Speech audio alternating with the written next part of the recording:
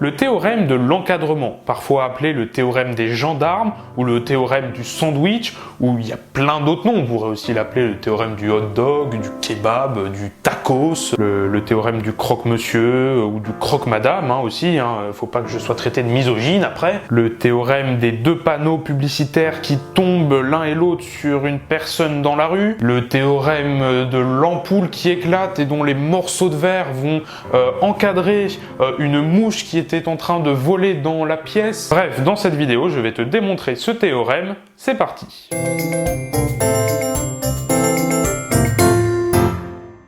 Attention, voici l'énoncé du théorème de l'encadrement. Alors, soit UN et WN, deux suites convergentes ayant la même limite réelle L, et une suite VN telle que UN est inférieur ou égal à VN est inférieur ou égal à WN à partir d'un certain rang N, alors la suite VN est convergente et converge vers L. Bon, comment on va démontrer ça? Alors, on va partir ici de notre hypothèse qui est là. UN est inférieur ou égal à VN qui est inférieur ou égal à WN. Et ce qu'on va faire, c'est qu'on va soustraire UN de chaque côté. Alors, je vais le faire, donc ça veut dire que UN moins UN, c'est inférieur ou égal donc à VN moins UN. Bah oui, je le fais partout, si je soustrais d'un côté, je soustrais aussi de l'autre. Donc moins UN, c'est inférieur ou égal donc à WN moins UN. Bon, et maintenant je peux simplifier, UN moins UN, ça fait 0. Donc je vais l'écrire là, c'est inférieur ou égal à VN moins UN. Donc ça, je l'écris, VN moins UN. Et c'est inférieur ou égal à WN moins UN. Voilà, ça c'est fait. Donc ces trois propositions-là, ici, sont équivalentes. Ça, c'est équivalent à ça, et c'est équivalent à ça. Le tout est maintenant de contextualiser la chose. Ça, on nous dit que c'est vrai à partir d'un certain rang n.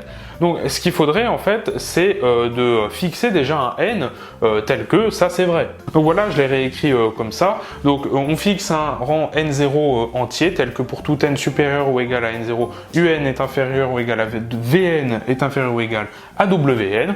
Donc ce rang n0 il existe, puisque ça c'est de toute façon dans l'énoncé de départ, donc il y a bien un est inférieur à vn est inférieur à wn à partir d'un certain rang n. Donc ce n0 il existe, alors du coup on va on va le fixer, puis ensuite on va fixer un rang n qui est supérieur ou égal à n0. Donc du coup, puisqu'on a dit que ce rang n0 il satisfaisait cette propriété-là, ça veut dire qu'on a donc un moins un est inférieur à vn moins un est inférieur à wn moins un. On a juste fait moins un partout, puis on a simplifié, le un moins un ici, il est devenu un 0. Et maintenant, ce qu'on fait, c'est qu'on va passer à la limite dans l'inégalité large. Ça veut dire quoi, passer à la limite dans l'inégalité large? Ça veut dire qu'on va transformer chacune de ces expressions en leur limite. Ça, on a le droit de le faire dans les inégalités larges, on n'a pas le droit dans les inégalités strictes. Alors, il y a des cas particuliers où ça fonctionne très bien, mais en tout cas, là, on est dans une inégalité large, donc il n'y a pas de problème, on a le droit de le faire. Donc, c'est parti, on va passer à la limite, donc limite de 0. Alors je précise pas le n, puisque de toute façon quand on travaille avec les suites, n va forcément tendre vers plus l'infini, donc c'est pour ça que je le précise pas. Donc la limite de 0 est inférieure ou égale à la limite de vn moins un, d'accord, et ça c'est inférieur ou égal à la limite de wn moins un. Alors, qu'est-ce qu'on a? Limite de 0, c'est quoi limite de 0? C'est 0, ok. C'est inférieur ou égal à la limite de Vn moins un, ça on va l'écrire autrement, c'est inférieur ou égal à la limite de Vn moins la limite de un, on a le droit de faire ça avec les limites, ça il n'y a pas de souci, et c'est inférieur ou égal à la limite de Wn moins la limite de un. Ok, mais qu'est-ce qu'on a ici? On a du 0, c'est inférieur à limite de Vn moins limite de un. Limite de un, on a dit que c'était quoi limite de un, ça c'est dans l'énoncé.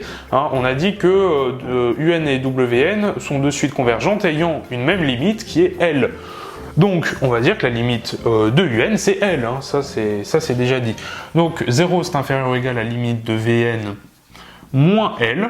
Ok, limite de un on le remplace par L. C'est inférieur ou égal à la limite de WN, la limite de WN, bah, c'est L aussi, ça c'est dans l'énoncé.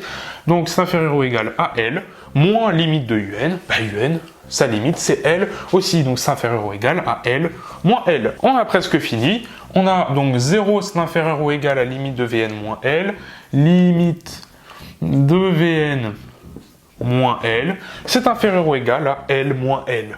Et L moins L, c'est quoi L moins L? Eh bien c'est 0. Waouh! Mais nous, ce qui nous intéresse, eh bien, c'est que la limite de Vn. Bon, bah là, on fait plus L de chaque côté. Donc, je fais plus L à gauche. Donc, 0 plus L, ça fait L. C'est inférieur ou égal à la limite de Vn moins L plus L, donc les L s'annulent, il nous reste du limite de Vn, c'est inférieur ou égal à L. Autrement dit, on encadre limite de Vn par L et par L. Limite de Vn, il est à la fois supérieur à L et inférieur à L. Autrement dit, la limite de Vn, c'est L. Donc voilà, j'ai réécrit Vn tend vers L. Voilà ce qu'il fallait démontrer, petit carré noir. On a terminé la démonstration. Et voilà, c'est la fin de cette vidéo. J'espère qu'elle t'a plu. Si c'est le cas, n'hésite pas à la partager sur les réseaux sociaux. Lâche un like, un commentaire pour donner ton avis, mais surtout abonne-toi à la chaîne pour ne pas manquer les futures vidéos. Merci et quant à moi, je te dis à la prochaine. Salut!